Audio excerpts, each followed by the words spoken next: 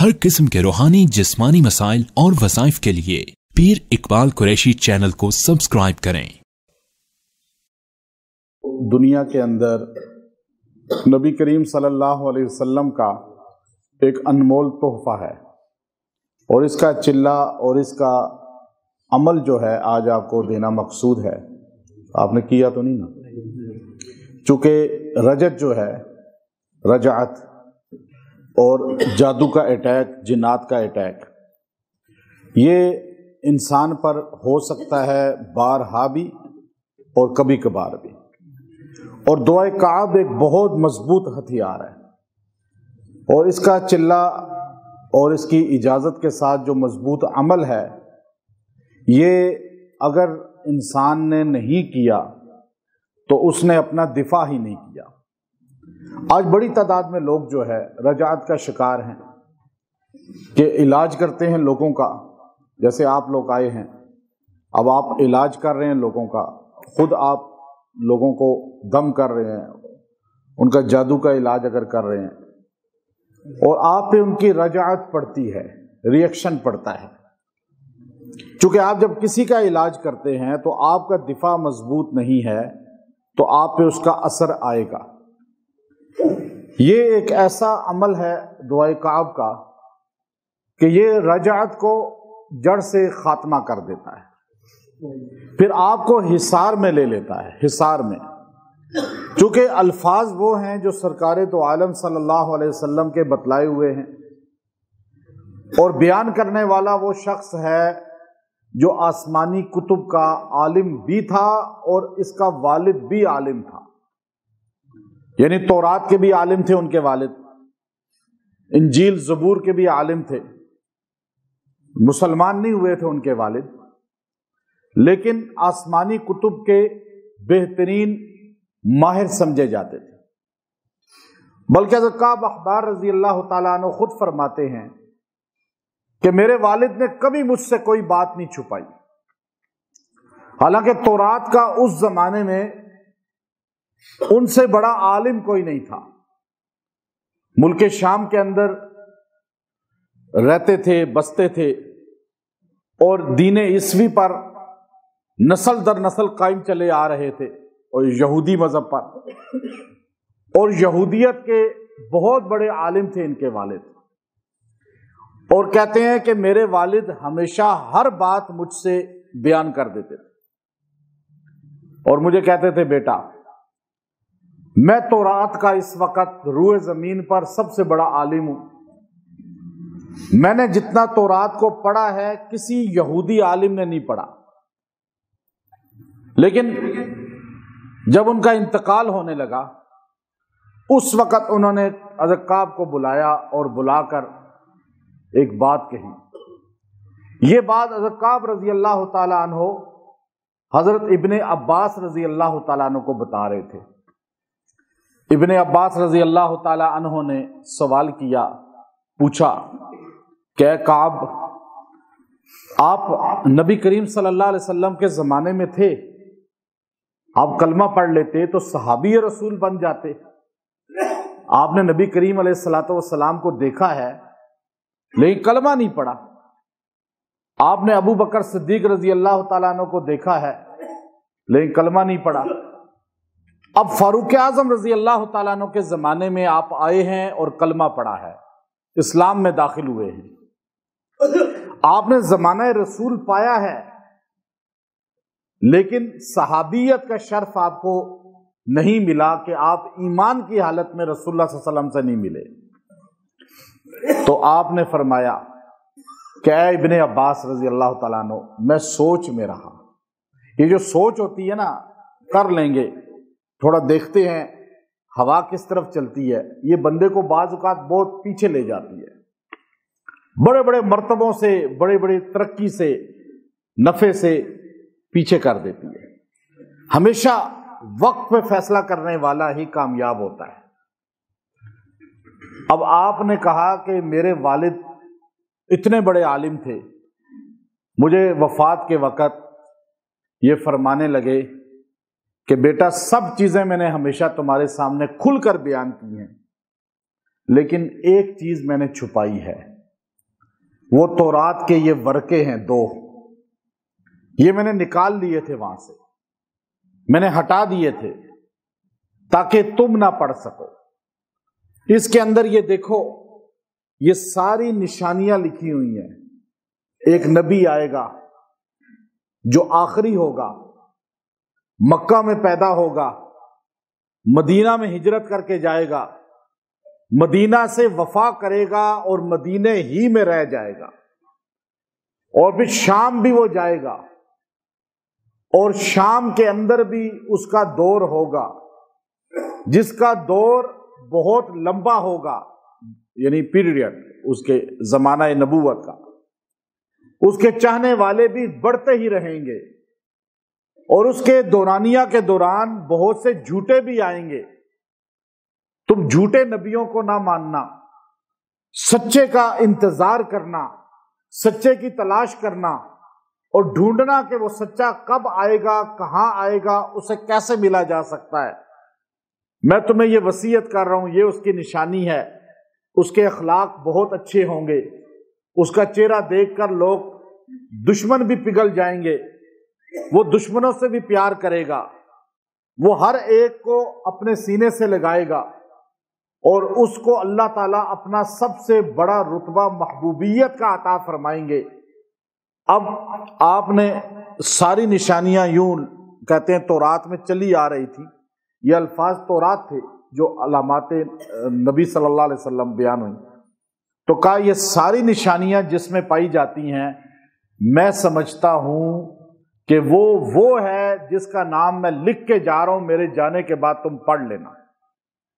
کہتے ہیں وہ فوت ہو گئے، اور اس کے بعد میں نے جو ہے نبی کریم صلی اللہ علیہ وسلم کا زمانہ کچھ پایا، لیکن میں تورات کا عالم تھا، یہودیوں کا بڑا عالم تھا، تو میں اس نقطے کی طرف نہیں گیا کہ ابا نے نام لکھ کے رکھا ہے اس کا کسی جگہ، اب تلاش کروں۔ لیکن میں سوچتا رہا کہ یہ نبی کون ہوگا۔ اب حضور علیہ السلام آئے، آخری زمانہ دیکھا، لیکن وہ فتوحات نہیں تھی، وہ ترقی نہیں تھی کہ کیسر و کسرا تک اسلام پہنچ جائے، سرنگوں ہو جائیں۔ تو اب آپ تو باہر نکلے ہی نہیں۔ ہمارے نبی اگر اپنے عرب کے جو جزیرت العرب ہے وہاں سے باہر اگر کبھی زندگی میں گئے ہیں تو صرف ملک شام گئے ہیں، اور ملک شام اردن، شام، لبنان، فلسطین، یہ 4 ملکوں کا مجموعے کا نام ملک شام تھا۔ سام بن نوح علیہ السلام کی نسبت سے اس کو شام کہا جاتا ہے، اصل میں سام ہے، اور یہ پھر شام بنا ان کی وجہ سے، وہ یہاں رہائش پذیر ہوئے اور ان کی نسل یہاں چلی آگے۔ تو یہ لوگ اصل میں سریانی زبان تھے۔ آپ صلی اللہ علیہ وسلم کے صحابہ عمر رضی اللہ تعالیٰ عنہ کی فتح کی وجہ سے یہ عربی بنے اور ان کی زبان عربی ہو گئی۔ تو اب آپ نے کہا کہ میں نے وہ زمانہ بھی چلا گیا نبی علیہ السلام کا، تو میں نے کہا وہ کون ہوں گے؟ میں نے جب ورقہ کھولا تو اس پہ لکھا ہوا تھا محمد صلی اللہ علیہ وسلم۔ میں نے کہا اوہو، لیکن ان کی علامات کھل کے نہیں آئی کہ ان کا دورانیہ سب سے لمبا، ان کی فتوحات ہر جگہ ہوگی، ہر جگہ ان کے ماننے والے پہنچ جائیں گے۔ تو آج آپ دیکھیے صحابہ کے بعد، صحابہ کرام رضوان اللہ تعالی علیہم اجمعین کے بعد اس گزرے ہوئے دور میں اگر رسول اللہ صلی اللہ علیہ وسلم کا پیغام جزیروں میں، جنگلوں میں، صحراؤں میں، کریا کریا، بستی بستی اگر کسی جماعت من حیث الجماعت کسی نے پہنچایا ہے تو وہ علماء دیوبند ہیں۔ یہ اس پوری تورات کے نسخے کی ترجمانی کر رہے ہیں، فرد نہیں، جماعت من حیث الجماعت۔ تو اب کہتے ہیں، میں نے کہا کہ ابھی تو عرب میں ہی ہیں تھوڑے سے، اور ابو بکر صدیق کا زمانہ بھی چلا گیا۔ کہا میں سوچوں میں ہی رہا۔ اب پھر کہتے ہیں حضرت عمر کا زمانہ آیا، وہ شام پہنچ گئے، ایران پہنچ گئے، وہ روم پہنچ گئے، حضرت عمر کے زمانے میں نے کہا اوہو میں نے بہت لیٹ کر دیا، کہ یہ زمانہ بھی نہ نکل جائے، تو میں نے جا کر کہا میں امیر المومنین کلمہ پڑھتا ہوں۔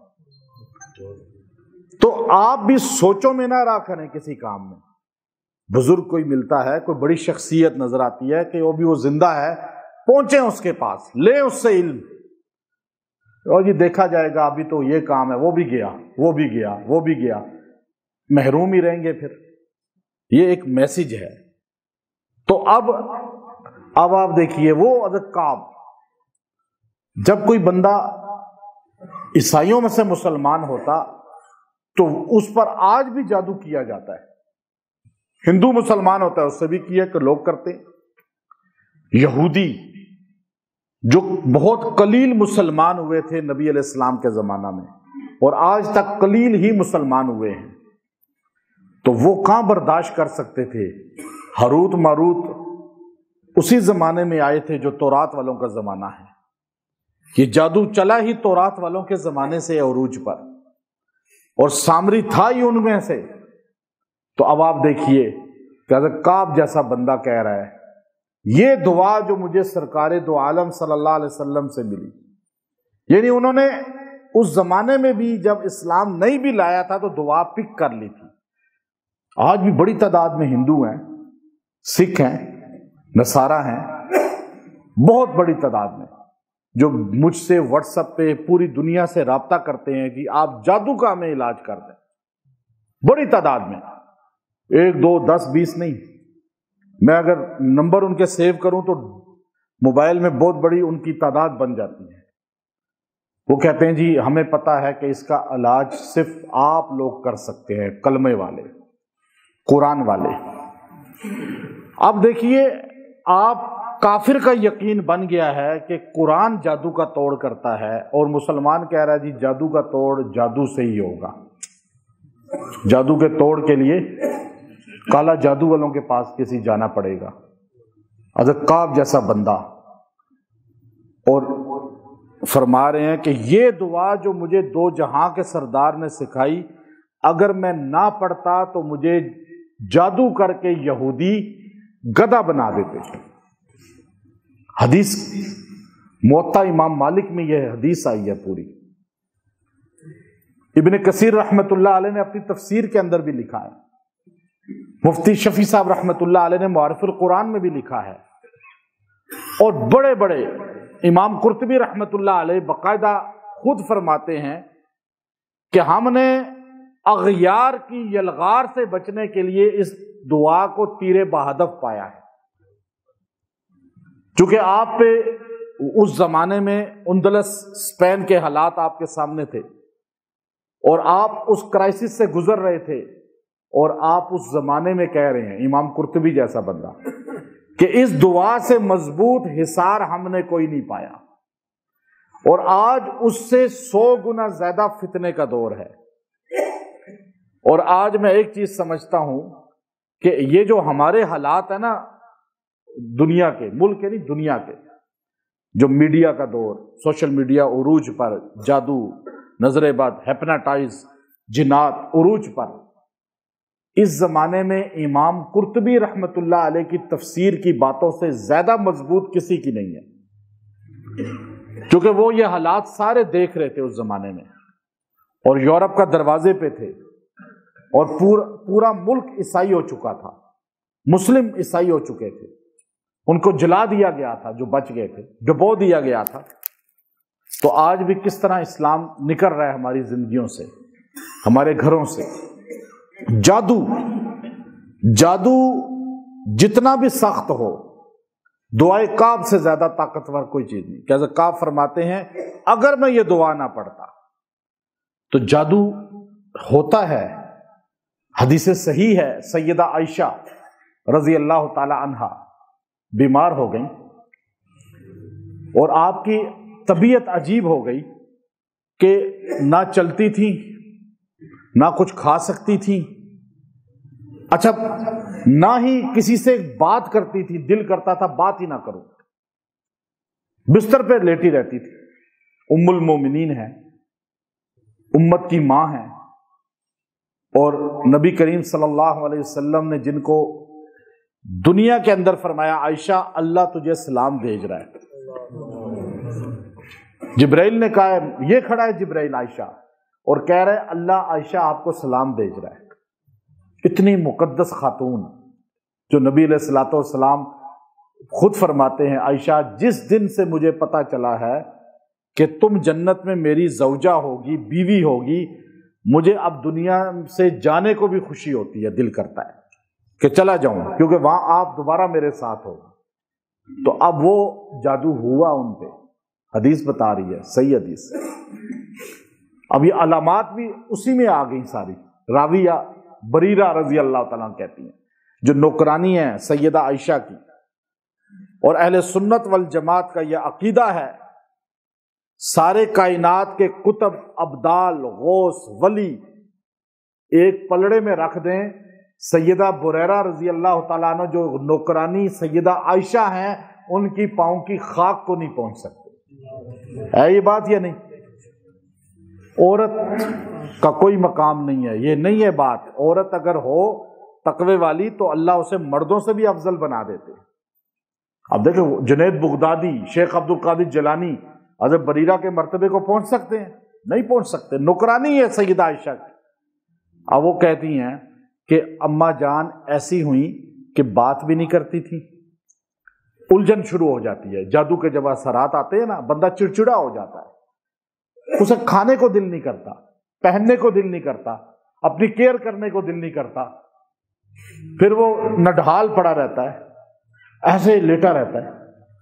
تو سیدہ عائشہ رضی اللہ تعالیٰ کے ساتھ یہی علامات تھی۔ ایک طبیب آیا مدینہ شریف میں باہر سے سفر کرتے ہوئے، اور وہ بڑا کوئی طبیب تھا، دانا حکیم تھا۔ تو یہ جو عملیات ہے نا یہ ایک فیلڈ ہے۔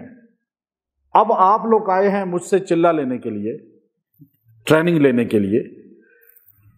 اب یہ کئیوں کو عجیب لگتا ہے کہ یہ پہلے تو نہیں سنا کبھی، لیکن پہلے سارے ایک جگہ پہ ہوتا تھا کام۔ حضرت تھانوی رحمۃ اللہ علیہ حکمت بھی جانتے تھے، عملیات بھی جانتے تھے، کتابیں ہیں نا ان کی، اور مفتی بھی تھے، شیخ الحدیث بھی تھے، شیخ التفسیر بھی تھے، وقت کے کتب ابدال بھی تھے۔ مولانا انور شاہ کشمیری رحمۃ اللہ علیہ، تھوڑا پیچھے چلے جائیں، شاہ اسحاق رحمۃ اللہ، تھوڑا اور پیچھے چلیں، شاہ عبد العزیز رحمۃ اللہ، تھوڑا اور پیچھے جائیں، شاہ ولی اللہ اور پیچھے جائیں، شاہ عبد الرحیم ان کے والد، تھوڑا اور پیچھے چلے جائیں، آپ کو امام غزالی رحمۃ اللہ علیہ، تھوڑا اور پیچھے جائیں، شیخ عبد القادر جیلانی رحمۃ اللہ علیہ۔ یہ وہ ہستیاں ہیں جنہوں نے وظائف پر کتب لکھی ہیں۔ اچھا آگے اب کمزوری آ رہی ہے نا، اب تو ہمارے پاس علم کا جو پہاڑ سمجھا جاتا ہے وہ بھی عبارت پڑھنے میں 10 غلطیاں کرتا ہے، عربی عبارت ہے یہ بات یا نہیں؟ آج کہاں ہے وہ علم کا، وہ ہمارے پاس ہر چیز کا باکمال نہیں رہے وہ چیز، اور اب کمزوری آ رہی ہے۔ تو اب فیلڈیں الگ ہو گئی، یہ ایک فیلڈ میں محنت کرے، یہ دوسری فیلڈ میں، تو اب دوسرے کی فیلڈ کی نفی نہ کریں، اپنی فیلڈ میں مہارت کے لیے آگے بڑھیں۔ یہاں نکتہ چینیاں کرنے والے دوسرے کی فیلڈ میں جو نکتہ چینی کرتا ہے، میں آج یقین سے کہتا ہوں وہ اپنی فیلڈ میں ہی ماہر نہیں ہوتا۔ اس کے بعد ٹائم ہے، اتنا ٹائم ہے کہ وہ ادھر بول رہا ہے، ادھر بول رہا ہے۔ بھائی اپنی فیلڈ میں اتنا آگے بڑھو کہ آپ مانے جاؤ اس فیلڈ میں کہ تم امام ہو اس فیلڈ کے، یہ نہیں کہ آپ دوسروں پہ تنقید اور خود اپنی فیلڈ کا پتہ ہی نہیں۔ ایک بات تو سیدہ عائشہ رضی اللہ تعالیٰ عنہ کے لیے آپ کو بتایا نوکرانی نے، حضرت ام المومنین اماں جان، ایک طبیب آیا ہے تو آپ بتائیں میں اس سے مشورہ نہ کروں آپ کی بیماری کا؟ تو آپ نے کہا کہ جاؤ پوچھو اس سے۔ تو وہ گئی اور جا کر اس کو کہا کہ ایک عورت ہے وہ بیمار ہے، یہ مسئلے ہیں اس کے، نام نہیں بتایا، صرف کہا ایک عورت ہے، اور یہ حدیث کے میں پورے الفاظ بتا رہا ہوں۔ تو نوکرانی ہے ام المومنین کی، صحابیہ ہے، حضور علیہ الصلوۃ والسلام کے ساتھ اس بریرہ صحابیہ کی ایک بہت واقعہ مشہور ہے جو آپ صلی اللہ علیہ وسلم سے مغیث جو اپنے شوہر کے متعلق ایک مرتبہ حضور علیہ السلام سے بات ہوئی تھی ان کی، تو وہ کہنے لگی وہ ایسی عورت ہے، اٹھنے کو دل نہیں کرتا، بات کرنے کو دل نہیں کرتا، کسی سے بات نہیں کرتی، بس لیٹی رہتی ہیں۔ ہمارے گھروں میں اکثر عورتیں ایسی ہی ہیں نا مسائل میں۔ اس نے کہا کہ مجھے ان میں جادو کی علامات لگ رہی ہیں، جادو کی علامات۔ تو آپ بتائیں، آج جو فتویٰ لگاتے ہیں کہ آپ جو حساب کر کے بتاتے ہیں ماضی، پاسٹ، فیوچر نہیں، ابھی ایک سیکنڈ بعد کیا ہوگا کون جانتا ہے؟ اللہ کے علاوہ دنیا کا کوئی بندہ نہیں جانتا، نبی بھی نہیں جانتے، ولی بھی نہیں جانتے، صحابی بھی نہیں جانتے۔ اللہ جتنا نبیوں کو بتا دے، صحابہ کو بتا دے، ولیوں کو بتا دے، بتا سکتا ہے، بتاتا ہے، لیکن ایک سیکنڈ بعد کیا ہوگا اللہ کے علاوہ کوئی نہیں جانتا۔ ابھی اتنے منٹ پہلے آپ نے مغرب پڑھی، میں اگر یہ کہوں تو یہ غیب کی خبر ہوگی؟ اس سے اتنے منٹ پہلے آپ نے عصر پڑھی، یہ غیب کی خبر ہوگی؟ یہ تو حال ہے، یہ تو ماضی ہے، یہ تو ایک خبر ہے جو آنکھوں سے دیکھی، چاہے کیمرے سے دیکھی، چاہے کسی بندے نے بتائی یا جن نے بتائی، بات تو ایک ہوئی۔ اب آگے کی خبریں نہ جن بتا سکتے ہیں نہ انس بتا سکتے، یہ بات سمجھے آپ۔ نجومی اس کو کہتے ہیں جو کل کی بات بتاتا ہے، جو جھوٹ بولتا ہے، اس کی بات پہ آپ کہیں لعنت اللہ علی الکاذبین۔ سب سمجھے نا؟ پومسٹ اور بات ہے، یہ اور فیلڈ ہے۔ اب وہ جو طبیب آیا تھا، وہ سمجھ لیں اس کا نام عامل، عامل تو اردو کا لفظ ہے نا، آپ کہتے ہیں یہ عامل، ٹھیک ہے؟ عربی میں عامل، سعودیہ میں جائیں ہر اقامے پہ اقامے بنے ہوئے عامل، جو مزدور ہے، جو کام کرتا ہے، نوکری کرتا ہے، اس کو عامل کا اقامہ ملتا ہے۔ تو کیا وہ سارے عامل ہیں؟ وہ ایک بندہ مجھے کہنے لگا، وہ کراچی میں سب کو بیوقوف بنا رہا تھا، کہتا جی میں عامل ہوں، عربوں نے مجھے عامل بنایا ہوا ہے، یہ میرا اقامہ دیکھو، اقامے پہ عامل ہے، لکھا ہوتا ہے نا عامل، عامل اقامہ ہے، وہاں پر ایک مہنہ ہے، مہنہ اس کو بولتے ہیں۔ تو وہ سارے اس کو جی ماشاءاللہ، عرب مانتے ہی نہیں ہیں عاملوں کو، اور وہاں سارے عامل ہیں، ایسے بیوقوف۔ اب مدینے میں وہ آیا تھا، نام چینج ہے، یہاں کہتے ہیں ہمارے ہاں پیر صاحب، مولانا صاحب، سعودی عرب والے کہتے ہیں متوا، بات ایک ہی ہے، نام چینج کر لیا، یا تھوڑا اور سعودی والے شیخ، ٹھیک ہے نا؟ جنٹل مین یورپ والے ہوں گے تو وہ حضرت بول دیتے ہیں، لفظ وہاں پہ زیادہ تر حضرت جی۔ بات یہ ہے کہ اس طبیب کا کام ہی جادو کا علاج کرنا تھا، اور پوچھنے کون گیا اس سے؟ صحابیہ ام المومنین رضی اللہ تعالیٰ کی نوکرانی۔ اب آپ فتویٰ کیا لگائیں گے ان پہ؟ کوئی فتویٰ لگا سکتا ہے دنیا کا مفتی؟ ام المومنین کو اس نے بتایا، یا تو حدیث کا انکار کرے نا، واقعی جھوٹا ہے، مسند کتاب میں ویسے لکھ دیا ہے، تو ام المومنین کو اس نے کہا دیکھو اس عورت پہ جادو ہے، اور جادو کرنے والا اس کا جو ہے اپنا ہی ہے، تو آپ ان کے جادو کا توڑ کرائیں۔ اب اس نے جا کے ام المومنین کو بتا دیا، صحابیہ ام المومنین، رسول اللہ صلی اللہ علیہ وسلم کی محبوب زوجہ، جنت گارنٹی کی جنتی، جن کا حجرہ جنت بانٹ رہا ہے، جن کا حجرہ رسول اللہ کا روزہ بن گیا ہے، جہاں فرشتوں کا نزول ہوتا ہے۔ آپ سوچئے اتنی مقدس خاتون، لیکن غیب کی خبر نہیں ہے۔ تو آپ نے تحقیق پھر شروع کر دی، پکڑی گئی، اپنی ہی نوکرانی ایک تھی، اور وہ غیر مسلم تو نہیں تھی نوکرانی، لیکن وہ نوکرانی ایک دن کہنے لگی استائشہ سے، ایک اور نوکرانی تھی، اس نے کہا کہ آپ مجھے آزاد کیوں نہیں کر دیتی؟ کہا میں جب تک زندہ ہوں تم میری خدمت کرو، میں تمہیں جب دنیا سے جاؤں گی تو میں تمہیں آج کہتی ہوں تم آزاد ہو۔ اب اس نے سوچا یہ جا ہی نہیں رہی دنیا سے، اماں جان ادھر ہی ہیں، اور روز وہ سوچتی، لالچ آ گیا اس کے اندر کہ اماں جان دنیا سے جائیں۔ اس نے آپ پر جادو کرایا، پھر وہ پکڑی گئی مانی، اس نے کہا میں نے ایک کافر سے جادو کرایا ہے اور آپ کو بستر پہ گرایا ہے کہ آپ فوت ہو جائیں تاکہ آپ بستر، اب دیکھیں بندہ فوت ہو جاتا ہے جادو سے۔ سیدہ عائشہ رضی اللہ تعالی عنہا نے اس کو پھر ایک عرب کا بہت لڑاکا قبیلہ تھا اس کے ہاتھوں بیچ دیا اور اس پیسے سے ایک اور نوکرانی خرید کر آزاد کر دی، کیونکہ آپ نے منت مان لی تھی، اور پھر اپنے جادو کا علاج قرآنی اعمال سے کیا۔ اب اس میں کئی چیزیں آپ کو سمجھ آ گئیں کہ جادو ہوتا بھی ہے، جادو سے بچنے کے اعمال بھی ہوتے ہیں، اور جادو جو ہے اس کا علاج بھی ہوتا ہے۔ تو دعائے کعب جو بندہ فجر اور مغرب کے بعد ایک ایک بار پڑھ لیتا ہے اس پر جادو اثر نہیں کرتا، جادو کا اٹیک ہی نہیں ہوتا۔ آپ اپنا حصار کرنا چاہتے ہیں، آپ علاج کر رہے ہیں لوگوں کا یا نہیں بھی کر رہے، عام انسان ہیں، مرد عورت ہیں، جادو بار بار آپ پہ ہو رہا ہے، آپ دعائے کعب کو اپنا وظیفہ بنا لیں۔ میں نے اس کو بہترین طاقتور پایا، میری اس پر ویڈیو یوٹیوب پر پہلے بھی ہے، 6 لاکھ کے قریب لوگ اس کو دیکھ چکے ہیں اور اس وقت سب سے زیادہ اس کو دیکھا گیا ہے، اور میں نے اس میں بڑے اس مسجد کے متعلق بھی عجیب قصے سنائے ہیں، دعائے کعب کے جو محبین ہیں وہ کس طرح ساتھ تعاون کرتے ہیں۔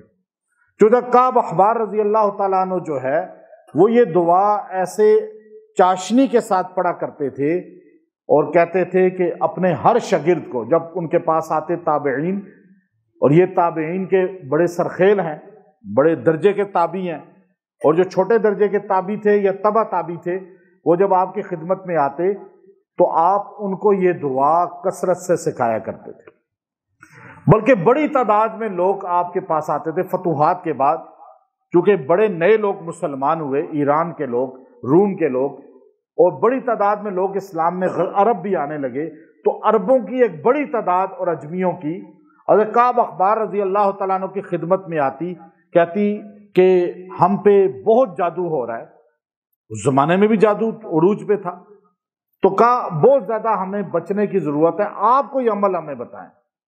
تو حضرت کعب احبار رضی اللہ تعالیٰ، امام مالک رحمۃ اللہ علیہ، مالک ابن انس مدینے کے امام، انہوں نے باقاعدہ اس کی اپنی موطا جو بخاری سے پہلے کتاب لکھی گئی ہے اور اس کے اندر اس پوری روایت کو جمع کیا سند کے ساتھ، اور فرمایا حضرت کعب احبار اپنے تمام محبین سے کہا کرتے تھے، چونکہ لوگ ان سے پوچھتے تھے کہ آپ تورات کے عالم ہیں، آپ کو آسمانی کتابوں کا علم بڑا ملا ہے اور آپ کو قرآن پاک پہ بھی ریسرچ بہت ہے، چونکہ آپ نے صحابہ کی، بڑے صحابہ کی خدمت کی ہے، بڑے بڑے صحابہ کا قرب پایا ہے، تو آپ مجھے بتائیں ہمیں کہ جادو سے بچنے کے لیے کوئی مضبوط عمل۔ تو حضرت کعب احبار ان کو لمبے لمبے وظیفے نہیں دیتے تھے، اتنی چھوٹی سی یہ دعا کہتے تھے کہ یہ دعا جو پڑھ لے گا جادو اس پر اثر ہی نہیں کرے گا۔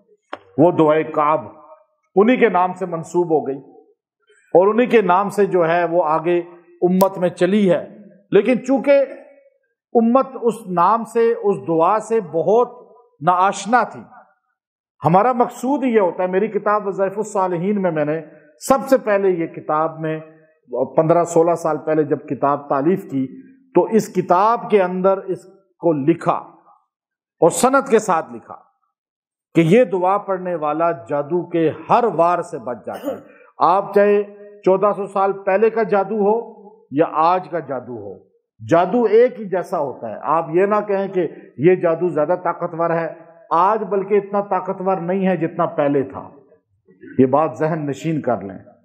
وہ جادو جو ہے آج جیسے آپ کی خوراکیں کمزور ہیں نا، جیسے آپ کے ہر درجے میں، آپ ڈاکٹری میں دیکھ لیں، دیگر شعبوں میں دیکھ لیں، دینی شعبوں یا دنیاوی شعبے، وہاں ضعف ہے، جیسے قوی لوگ استطاعت والے ہونے چاہیے وہ آپ پیدا نہیں ہو رہے، ایسے جادوگر بھی اس درجے کے پیدا نہیں ہو رہے۔ آپ یہ نہ سمجھے کوئی ذرا سا تعویذ لپیٹ کے دے تو بس آپ مر گئے، خوف ہی ختم کر دیں، وہ اس درجے کے سامری بھی آپ پیدا نہیں ہو رہے، ابھی خالی ایسے پھونکے مارنے والے ہی ہیں۔ تو آپ اس زمانے کے جادو سے جب یہ دعا بچاتی ہے تو آج کا زمانہ کیا حیثیت رکھتا ہے؟ آپ اس کے مضبوط اپنی زندگی میں عمل لے آئیں بس۔ اب اس کے عامل کیسے بنیں گے؟ دعائے کعب کے جو عامل ہے وہ کیسے بنتا ہے؟ یہ عوام کے لیے بھی ہے، لیکن آپ لوگ جو آئے ہیں، آپ خاص طور پہ منسلک ہیں، سلسلے میں چلے آ رہے ہیں، تو یہ عملیات میں میدان میں جب آپ لوگوں کا علاج کرتے ہیں، اس کے لیے بھی یہ تیر بہدف ہے، مضبوط حصار ہے، یہ آپ کو یوں لپیٹ لیتا ہے۔ اور دوسرا، آپ کہیں بھی جاتے ہیں، یہ دعا پڑھ لی تو وہاں کے کوئی نیگیٹو اثرات آپ پہ نہیں پڑیں گے۔ ایک تو خالی جادو ہے، جادو نہیں، رجعت، کوئی بھی کسی کا ریئیکشن، نظر بد، جنات کا وار، کیونکہ جادو کے اندر جنات چھپے ہوئے ہیں، جنات ہی کام کرتے ہیں جادو میں، اب وہ غیر مسلم ہوتے ہیں۔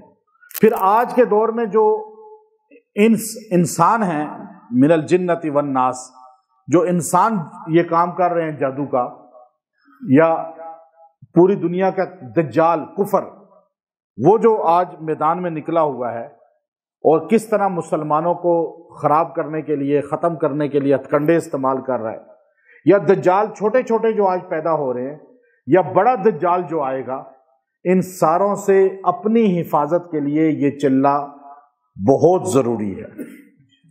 پھر آپ یہ دعا جب پڑھیں گے تو انشاءاللہ آپ کو محسوس ہوگا کہ آپ کے گرد ایک مضبوط حصار آ چکا ہے، کوئی آپ پر وار کر ہی نہیں سکے گا۔ یہاں پر پڑھتے ہیں بے دہانی سے، لوگ آیت الکرسی پڑھ کے پھونک لی، بے دہانی سے پڑھتے ہیں، کوئی بھی دعا پڑھتے ہیں بے دہانی سے، یعنی اپنا خود اعصاب اور ذہن مضبوط نہیں ہوتا کہ بس میرا کام ہو گیا اس سے۔ جب تک اپنے اندر ایک مضبوط آپ طاقت نہیں سمجھیں گے اس کو، اس کا فائدہ آپ کو نہیں ہوگا۔ آپ یہ دعا کی طاقت کو سمجھیں، اور اس کی غیبی ایسی مخلوقات ہیں، میں نے آپ کو پہلے ہی بتایا تھا کہ میں اس کا چلہ بہت پہلے کیا تھا، تو میں یہ بیسمنٹ خالی کھدائی کی ہم نے، اب ہم سے جو بندوں نے وعدہ کیا کہ جی یہ کھدائی کے بعد سر اسٹیل ہم دیں گے، ایک پارٹی نے کہا جی کہ سیمنٹ سارا ہم دیں گے، اور یہاں اناؤنس ہو گیا، یہاں پر مجمع میں کھڑے ہو کر، یہاں خالی پلاٹ میں جب جلسہ ہوا تھا، جب کھدائی ہو گئی تو میں جب ان کو بتایا تو وہ غائب ہو گئے، نہیں دے سکے۔ بولو 10% دے دیں، 10% بھی نہیں۔ اب بندہ ذہنی طور پہ پریشان ہو جاتا ہے کہ جیب میں 50,000 بھی نہیں تھا اور کھدائی اتنی بڑی کر دی، یہ میں ممبر پہ آپ کو بتا رہا ہوں، 50,000 بھی نہیں تھا اور کھدائی اتنی بڑی کر دی۔ میں الحمدللہ زندگی میں ایسے ہی رسک لیتا رہا، آج تک جتنا بھی کام ہوا کبھی جیب میں پیسہ نہیں ہوا، لیکن اللہ نے بعد میں بھیج دیا۔ تو اب ہم جو ہے آگے انشاءاللہ اس کی بھی توسیع، آگے زمین ساتھ جو ہے اللہ نے چاہا تو یہ بھی مل جائے گی، لے لیں گے، مہنگی بہت ہے لیکن پیسہ نہیں ہے، لیکن دے گا کون؟ اور انشاءاللہ اللہ دے گا۔ اب میں پریشان تھا، اب 1 دن 2 دن 4 دن 5 دن کھدائی تو ہو گئی، مٹی نکل گئی، اب یہاں پہ وہ بار بار پوچھ رہے ہیں جی بارشیں ہوں گی، پانی بھر جائے گا، کوئی حل کریں۔ میں روز آتا تو آ کے دعا تو کرتے تھے، پھر آ کے ایک دن میں باہر سے نکل آیا تو گاڑی سامنے کھڑی کی تو کھدائی میں خود ہی اکیلا اندر آیا، تو نیچے اس جگہ پہ یہی کونا ہے، جو جیسے وہ جوگی ٹائپ لوگ ہوتے ہیں، بندہ کھڑا تھا ادھر منہ کر کے دیکھ رہا تھا، تو میں نے کہا یہ ادھر کیا کر رہا ہے؟ میں اتر کے اس کے پیچھے پیچھے پیچھے آیا تو وہ عجیب اس کا حلیہ، عجیب اس کے آنکھیں، سب علاقے میں تو کبھی دیکھا ہی نہیں۔ تو میں نے کہا آپ کون ہو؟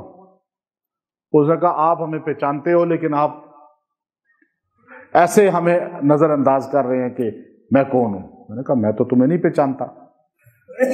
اس نے کہا بس یہ جگہ بہت اٹھے گی آگے، اور یہاں بہت بڑا مرکز بننے والا ہے ابھی۔ میں نے کہا آپ کو کیا پتا؟ یہاں تو میں دل میں سوچا کہ جو دے رہے تھے وہ بھی بھاگ گئے ہیں۔ تو خیر میرے دل میں یہ تھا، لیکن اس نے یہ کہا، میں نے کہا یہ بھی ملنگ ٹائپ آدمی ہے، ویسے بات کر رہا ہے۔ تو کہنے لگا ہمیں پتا ہے آپ دعا پڑھتے ہو نا۔ میں کون سی دعا؟ حضرت کعب رضی اللہ تعالیٰ عنہ کی۔ میں نے کہا وہ تو پڑھتے ہیں۔ کہا اس کو پڑھتے رہیں، یہ مرکز بہت اوپر جائے گا۔ اور جلدی بن جائے گا، بہت جلدی بنے گا. اور الحمدللہ آپ دیکھیں کہ اتنی جلدی مسجد چندے کی بھی نہیں بنتی جو مہم چلا رہے ہوتے ہیں، جو اللہ تعالیٰ نے بغیر مہم کے یہاں بنا دی ہے. اور آج بھی لوگ سمجھتے ہیں کہ شاید سعودی کسی نے پیسہ دیا ہے، حالانکہ 1 روپیہ کبھی سعودی نے نہیں دیا ہمیں، نہ چابی بردار نے، نہ کسی سعودی نے. آپ لوگوں نے ہی دیا جو یہاں آتے ہیں. لیکن اس کی میں نے اس کو کہا کہ آپ یہ کیسے کہہ سکتے ہو؟ کہا دعائے کعب کے ساتھ بہت اللہ کی طاقت ہے. اچھا، میں اس کی بات کو اتنا سیریس نہیں لیا. میں نے کہا یہ ایسے باتیں کر رہا ہے، تو میں اپنے اور کاموں میں ادھر دیکھنے لگا. وہ تھوڑے تھوڑا کرتے کرتے کرتے یوں باہر نکلا. یہ سنسان روڈ تھی اس وقت، یہاں پہ کوئی دکان کچھ بھی نہیں تھا. یہ سامنے ایک خالی بنا ہوا تھا وہ. تو میں نے کہا یہ نکل گیا. باہر نکل کے میں نے دیکھا وہ کہیں نظر ہی نہیں آیا. علاقے میں بھی کہیں نظر نہیں آیا، نہ بعد میں کہیں نظر آیا. تو الحمدللہ اس کے بعد پھر ایسے ہی یوں چین چلی کرتے. یہ بات ہے 2012 کی، اور 13 میں یہاں جمعہ شروع ہو گیا تھا اس جگہ پہ ممبر پہ. اور پھر اس کے بعد الحمدللہ بات یہ ہے، یہ دعا ایسی طاقتور ہے جب بندہ اس کا عامل بن جاتا ہے تو اس کی طاقت، کیونکہ یہ دعا کے الفاظ سرکار دو عالم صلی اللہ علیہ وسلم کے ہیں، اور راوی ایسا بندہ ہے جو آسمانی ساری کتابوں کا علم رکھتا تھا، جس نے زمانہ رسول اللہ کا پایا ہے، خلفائے راشدین کا پایا ہے. اور صحابہ اس سے آ کر آسمانی کتابوں کے بارے میں سوال پوچھتے تھے. اور وہ کتنا دیکھیں، یہودیوں کے اندر رہنے والا بندہ، خالی یہودیوں کے اندر نہیں رہا، یہودیوں کا عالم ہے. وہ کہہ رہا ہے کہ اس سے طاقتور دعا کوئی نہیں ہے جادو کے توڑ کی، اس سے طاقتور کوئی نہیں ہے. حضرت مولانا مفتی شاہد صاحب رحمۃ اللہ علیہ، جو شیخ الحدیث حضرت مولانا زکریا رحمۃ اللہ علیہ کے نواسے، سہارنپور مدرسہ مظاہر العلوم کے ناظم اعلیٰ، ابھی فوت ہوئے ہیں کچھ عرصہ پہلے. حضرت سے مکہ میں وعدہ لیا تو حضرت تشریف لائے، پھر اجتماع پر رائیونٹ تو یہاں کا ویزا لیا تو میرے یہاں مسجد میں تشریف لائے. تو میں گاڑی میں حضرت کو لا رہا تھا، ناشتہ بھی کیا انہوں نے ہمارے گھر. تو مجھے آتے ہوئے کہنے لگے کہ جادو کے لیے، جادو کے علاج کے لیے کوئی مضبوط عمل بتائیں آپ. میں نے کہا حضرت میں تو آپ کو یہ اس لیے لایا ہوں اور یہ سارا کہ میں آپ سے کوئی عمل لوں کہ آپ نے شیخ الحدیث مولانا زکریا رحمۃ اللہ علیہ کی خدمت کی ہے، آپ بیتی میں آپ کا نام ہے، ذکر ہے، اور آپ ان کے نواسے ہیں، نواسے زیادہ قریب ہوتے ہیں، تو آپ مجھے کوئی جادو کے علاج اور توڑ بتائیں مضبوط. تو حضرت فرمانے لگے کہ ہمارے پورے ہند میں مضبوط عامل کوئی نہیں ہے. میں تو آپ کے پاس اس لیے آیا ہوں کہ آپ کی تھوڑی یہ چیزوں میں ریسرچ زیادہ ہے اور آپ اس میں الحمدللہ جانتے ہیں تھوڑا. تو اب دیکھیے یہ دعائے کعب کا میں نے پھر حضرت سے ذکر کیا. حضرت کہنے لگے ہاں یہ تو حضرت شیخ الحدیث رحمۃ اللہ علیہ روز پڑھتے تھے، میرے نانا جان روز پڑھتے تھے اور ہمیں اجازت دی تھی، مجھے ذہن ہی نہیں گیا. اب میں نے کہا حضرت میرے پاس تو یہی مضبوط ہے، انہی دنوں کا واقعہ. تو حضرت نے فرمایا کہ ہاں یہ مضبوط ترین عمل ہے. اور اب آپ دیکھیے کہ جادو سے بچنے کے لیے اس کا آپ حصار کر لیں، آپ اس کو مضبوطی سے پکڑ لیں، مضبوطی سے اپنی روٹین بنا لیں. عامل بننے کے لیے آپ اس کو 40 دن تک روزانہ 111 مرتبہ پڑھیں، روزانہ 111 مرتبہ. اعوذ باللہ جو ویسے پڑھی جاتی ہے اور بسم اللہ وہ تو آپ پہلی بار پڑھیں گے، اس کے بعد اعوذ باللہ اس میں خود موجود ہے، اعوذ، ٹھیک ہے نا. اب آپ اس کو پڑھ دیں، لیکن ایسے نہ پڑھیں کہ آپ کو خود سمجھ نہ آئے کہ آپ کیا پڑھ رہے ہیں. 40 دن پورا کریں، پھر روزانہ اس کو، جو لوگوں کا علاج کرتے ہیں نا وہ کم از کم اس کو 11 مرتبہ صبح، 11 مرتبہ شام پڑھا کریں. عام لوگ بھی پڑھ سکتے ہیں اپنی حفاظت کے لیے، پڑھ کے اپنے پر پھونکیں، دعا کریں.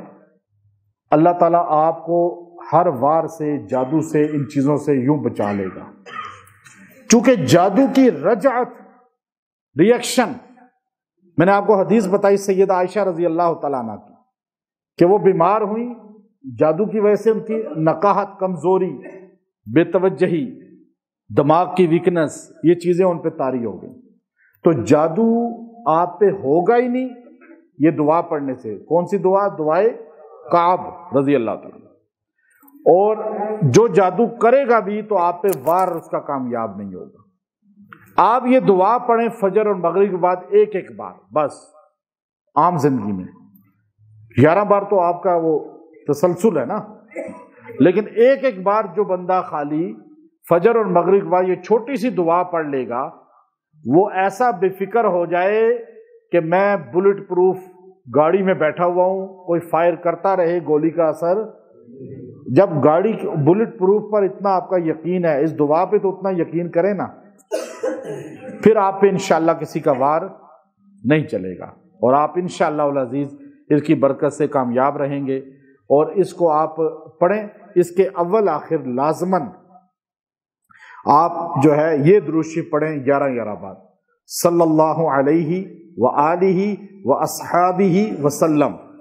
یہ آپ 11 بار پڑھیں، اور اس کے بعد آپ یہ دعا کا اپنا عمل شروع کر دیں. 40 دن پورے کریں، انشاءاللہ اس کا فائدہ آپ کو فوری ملے گا. فوری رجت نہیں ہوگی. علاج بھی کر رہے ہیں کسی کا، رجت نہیں ہوگی.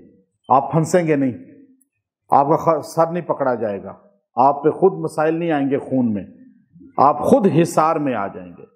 وآخر دعوانا الحمدللہ رب العالمین.